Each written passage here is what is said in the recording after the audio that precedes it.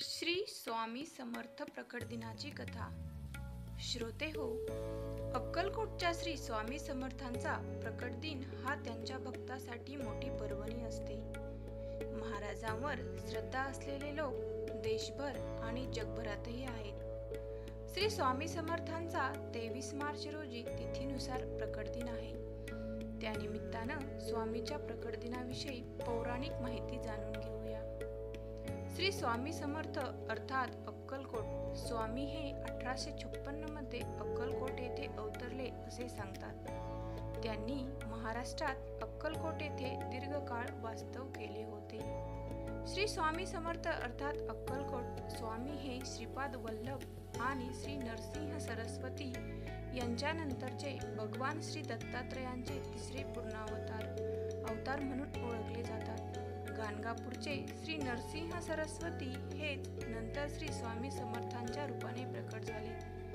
1459 मध्ये माघ वद्य 1 शके 1380 रोजी श्री नरसिंह सरस्वती स्वामी महाराज यांनी गाणगापुरास निर्गुण पादुका स्थापन केल्या।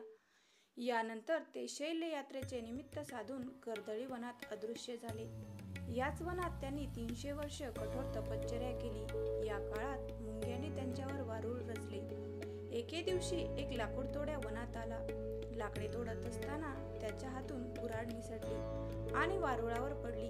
यानंतर वारुळातून रक्ताची धार उडाली आणि दिव्य प्रकाश बाहेर पडला। त्या वारुळातून एक तेजस्वी व्यक्ती बाहेर आली। हेच अक्कलकोटचे स्वामी समर्थ महाराज। आपल्या हातून घडलेल्या घटनेमुळे लाकूड तोड्या घाबरला होता। मात्र स्वामींनी लाकूड तोड्याला अभय दिले आणि ते देशाटनासाठी निघाले। देश फिरून ते शेवटी मंगळवेढ्यातून अक्कलकोटमध्ये दाखल झाले असे सांगितले जाते। श्री क्षेत्र त्र्यंबकेश्वर येथे स्वामींनी शेगावचे श्री गजानन महाराज आणि शिर्डीचे श्री साई महाराज यांना दीक्षा दिली असे सांगितले जाते। नंतर स्वामी पंढरपूर, मोहोळ असे भ्रमण करीत सोलापूरला आले। त्यानंतर मंगळवेढ्यामध्ये स्वामींनी काही काळ वास्तव्य केले व तिथल्या भक्तांना विविध स्तरावर मार्गदर्शन केले। भेटेल त्याला आपल्या लीलेने आगळ्या-वेगळ्या पद्धतीने दुःखमुक्त करून कार्यरत केले। श्री सद्गुरू रामानंद बिडकर महाराज यांना सुद्धा दीक्षा दिली। पुढे 1856 मध्ये स्वामी महाराजांनी अक्कलकोटमध्ये प्रवेश केला। तिथल्या त्यांच्या वास्तव्यात अक्कलकोट हे तीर्थक्षेत्र झाले। याच ठिकाणी त्यांनी अनेकांना मार्गदर्शन केले। स्वामींनी 1878 मध्ये अवतार संपविल्याचे दाखवले, पण प्रत्यक्षात स्वामी आजही भक्तांच्या पाठीशी सतत राहून त्यांना मार्गदर्शन करत आहे असे सांगितले जाते। श्री स्वामी समर्थ, श्री स्वामी समर्थ। धार्मिक श्रद्धेवर आधारित मी ही कथा मांडण्याचा प्रयत्न केला आहे।